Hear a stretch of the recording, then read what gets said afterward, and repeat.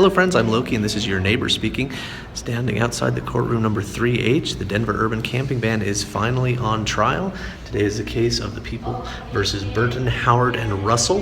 You may have seen the video posted long ago and the calls we made to the mayor to stop the inhumane seizure of survival gear. They're going to go lock his stuff in storage where you probably won't be able to get it out later. They're giving me another citation. So I don't know how many they're going to give me. They're calling that evidence. The blanket that he was using to keep warm tonight, they've taken as evidence in violation of the urban camping ban. Some people call this the ban on urban survival. Those folks have gotten their tickets, and today begins their first day in court. I'll report back on what I find out. And where will I go? And where can I stay? When you've knocked down the skid road and hauled it away, I'll flag a fast rattler and ride it on down, boys. They're running the bums out of town. I'm Ray, last name's Lyall, it's pronounced Lyle. My name's Robert Jessup, this is your neighbor speaking. This is Shannon Wolf, and this is your neighbor speaking. This is your neighbor speaking, is that it? Yeah. What's going on in there today? They're having an urban camping ban, or what we call an urban survival ban trial. They're prosecuting 3 people for sleeping outside. Okay. They came and took blankets, and they got arrested. They all got ticketed, and they're gonna fight it. They say that nobody else has been ticketed for it, but I believe it's 24 other people have been ticketed for it. So what happens is they just come in and go, okay, I'm guilty, blah, blah, blah. They pay their fine, they get out. Because homeless people don't really want to deal with the court system. Well, there's 3 homeless people in there now that are ready to deal with it, and they're going to take it to trial, which is a good thing. Maybe it'll set a precedent somehow that says, this is probably what you're doing is probably wrong. Because most people are just trying to sleep. Mm-hmm. And gotta sleep. There's no not sleeping. When you said we call it the survival ban, who is we? The people that are living on the streets. Okay. Because that's what we're doing. We're surviving. I live in the dirt. And I'm surviving. I'm not doing anything other than, I'm not camping. Camping is fun. I'm sorry. There's no roasted marshmallows, no hot dogs, nothing like that. I'm sleeping. I'm trying to get. I don't get but 4 or 5 hours of sleep a night, and I find myself being irrational sometimes because of the mental capabilities. You need sleep, where you start losing your faculties. So what's something that they say to you if they catch you sleeping? What do the police typically do? What they say is, get out, move, leave, go. You can't be here. You can't be outside. And they don't say it nicely. And they say go. And what happens when they tell me to move? I get up and I kind of kiddingly do the hokey pokey, because that's moving. They never stated duration or distance. And then I ask, is this enough? Or would you want me to move 10 feet? Do you want me to move 15 feet? And well, you can't be here. As far as the camping ban, at 10:30 one night, I had the police wake me up and tell me that I can't be sleeping there. Then he asked me, you have any questions? I said, yeah, why? Is there somebody's mother, daughter, family getting raped, killed, murdered, car being burglarized, house getting broke into? And the cop tells me, this is District 6 police officer, I can't think of his name, but it was District 6 police officer, told me, he said, yeah, it all pays the same, but this is easier. Where do they think you need to be? They have told me to go to the river. The police have told me, you can go to the river, you can break the law down at the river, you just can't break it here. Okay. So when someone says move along, what's your response to that? To where? If you look at the law itself, there's a section called C that has exact rules for the police to engage us in, and they don't. They don't use any of those rules. That's part of the ordinance. They're breaking the ordinance while they're enforcing the ordinance. Doesn't make any sense. Now, have you seen people have their gear confiscated? Yes. I was with Randy the day he got his stuff taken. I was with Jerry the day he got his stuff taken. I was downtown. I was at the Triangle, which is the Samaritan House, Jesus Saves area, when they did all that. Okay. And if they didn't throw anything away, what did they need a huge garbage truck for? They're throwing people's stuff away. This is unreasonable search and seizure of personal property, wouldn't you say? Yeah, I would think, yeah. Yeah. I would think, but I'm not a judge, you know. Some lawyers think that, but I'm not a judge. So, have you ever had your property confiscated? I have. Tell me about that experience. What happened? I was trying to survive in the little kind of foresty area by the river by Knox Station, and went to go use the bathroom in the park, and came back, and the ranger and the police officers were pulling everything out of my tent, putting it in the back of a truck, and they wouldn't let me have it. And then they took my tent.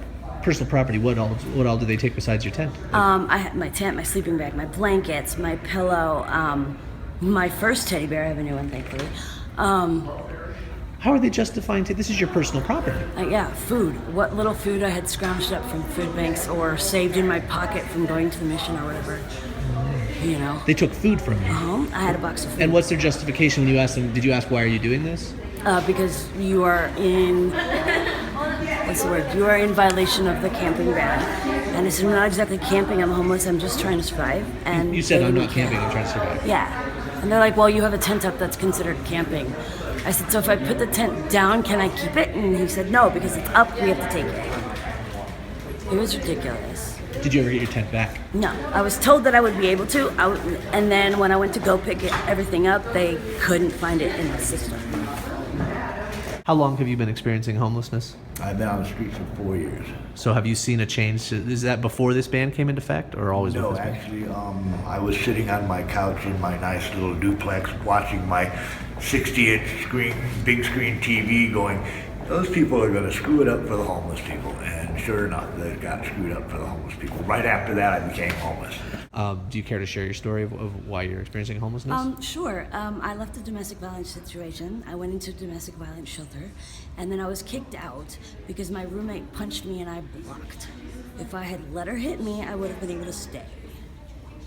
Most people realize that, man, if something happened to me today with their paycheck, they wouldn't be able to, you know, there's nothing they can do. So what do you say to people who say, well, just go to the shelter. The shelter's the solution. You can go to the shelter. Go to the shelter. Take that into the shelter with you. It's terrible. It's terrible. Go to YouTube. You can go on YouTube right now and look at the Lord Street Center. There's just like this mass chaos going on in the daytime. Not only at night, in the daytime. People are robbed at night. People are hurt at night. There's bed bugs. There's scabies. There's just...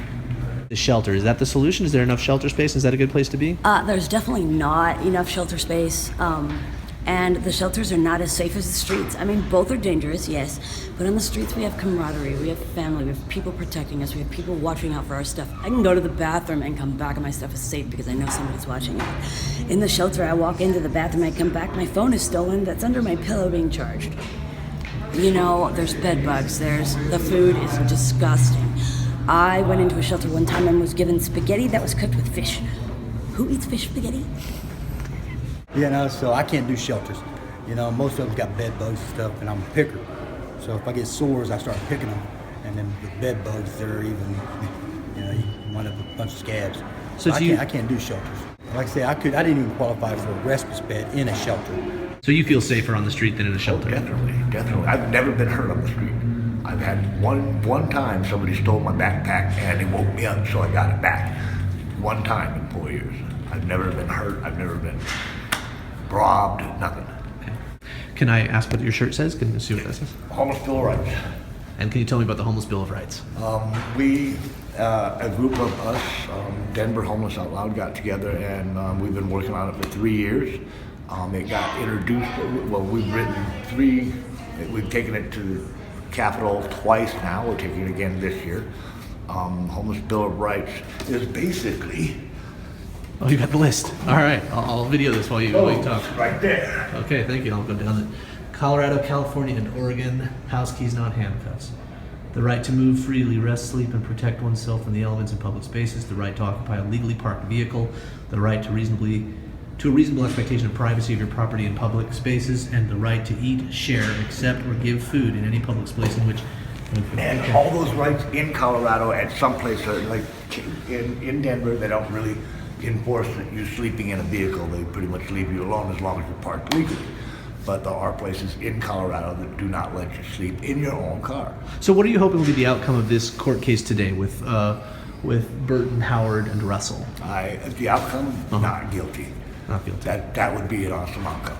Okay, and that would set a precedent that you would could set a then precedent, challenge the and ban? then we could go back and say, look, you guys are breaking the Constitution. Let's stop this foolishness. And we're open to. We're not saying, hey, let me sleep in every doorway I can possibly find. That's not what we want. We want, how about some designated camping zones or survival zones or something where I can sleep someplace safe and I don't have to worry about the police coming out and waking me up every few hours. If this Colorado Homeless Bill of Rights finally passes, I know this is the third year that they've brought it. I think Joe Salazar is a sponsor of the bill. Yeah. If that bill passes, would that undo the camping ban? It would. Absolutely. It would. It wouldn't undo laws like trespassing because you can't trespass and neither can I. Of course. I'm not asking you to let me trespass and you can. It wouldn't undo that, but it would undo stuff like survival bans, sit and line laws. What's this bit about sharing food? Is it illegal to share food? What does that mean? What they do in Colorado Springs last year, this group had been sharing food for years and years and years, and all of a sudden they said, you can't do this anymore. You have to pay us $1,200 a week to come and buy a permit to come and feed people in the park. I don't get that. So sharing food means that if I'm doing okay and I've got I've decided I'm going to make a big dinner on Thanksgiving and I'm going to go down to the park and I'm going to just give meals to people who are impacted by homelessness, I've committed a crime, or you committed a crime? Could have committed a crime. Yeah, you don't get a permit in Denver. So does that mean if me and my other friends who are housed, if we go and share You a guys can picnic share in the park? food, yeah. So basically the law isn't that I can't share food, it's I can't share food with people who don't have money? Share food with me. And what is the distinction that you have that's different than mine? How are you different that I can't share food with you, but I can share food with my other friends? I'm the one they don't want to see. Because So if you and your friends are in the park and you're all being housies is what I call them. If you're being housies in the park, you're all fine. But then 4 or 5 homeless guys walk up and, okay, so we're a little scruffy around the edges, not taking a shower last night, you know. Yeah. They don't want to see us. Okay, So so they need for us to be out of the way. I'd call that a double standard. So would I. Okay. What is your hope for the outcome of today's or of this upcoming trial? That my friends are, not arrested, not put in jail, and that eventually we can get the word out and get the camping ban lifted. Okay. We're not camping, Yeah. What are you doing? surviving, attempting. What are your thoughts on the Homeless Bill of Rights? Do you know about that issue? I do. I'm really hoping that it can be put through. I've spoken in front of the mayor. I've spoken in front of city council. 1 on the camping ban and 2 on these homeless bills of rights. And I'll keep coming back. Okay. All right, I'm Loki, and this is your neighbor speaking with my new friend Ray. I've just learned that if me and my friends get together and have a picnic in the park, it's all good and fine unless Ray shows up, and then we've committed a crime. So, Ray, I'd like to invite you to a picnic sometime this summer if this nonsense continues. Will you join us? Absolutely. All right, good to meet you, brother. Nice meeting you. Thank you.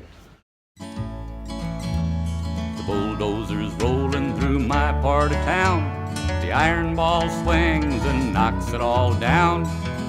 You knock down the flop house and What do you knock think of this down the camping bars. ban? Blacktopped it over to park all your cars. And where would I go?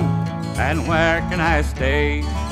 You knock down the skid road and haul it away. Now flag a fast rattler and ride it on down, boys. They're running the bums out of town. Old Maxie the tailor is closing his doors. There ain't nothing left in the second-hand stores. You knocked down my hock shop in the Big Harbor Lights and the old Chinese cafe that was open all night. And where will I go? And where can I stay? When you've knocked down the skid road and hauled it away. Now flag a fast rattler and ride it on down, boys. They're running the bums out of town. Well, you ran out the hookers who worked on the street and built a big club where the playboys can meet. My bookie joint closed when your cops pulled a raid, but you built a new hall for the stock market trade. And where will I go? And where can I stay? You knocked down the skid road and hauled it away.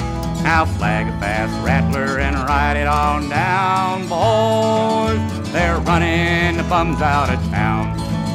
These little storekeepers, they don't have a chance with the big uptown bankers a-calling to dance. With their suit and tie restaurants that's all owned by Greeks, the counterfeit hippies and their plastic boutiques. And where will I go? And where can I stay? You knock down the skid road and haul it away. I'll flag a fast rattler and ride it on down, boys. They're running the bums out of town. Now I'm finding out there's just one kind of war, the one going on between the rich and the poor. I don't know a lot about what you'd call class, but the upper and middle can all kiss my ass. And where will I go? And where can I stay? You knock down the skid road and haul it away. I'll flag a fast rattler and ride it on down, boys. They're running the bums, yeah, they're running the bums out of town.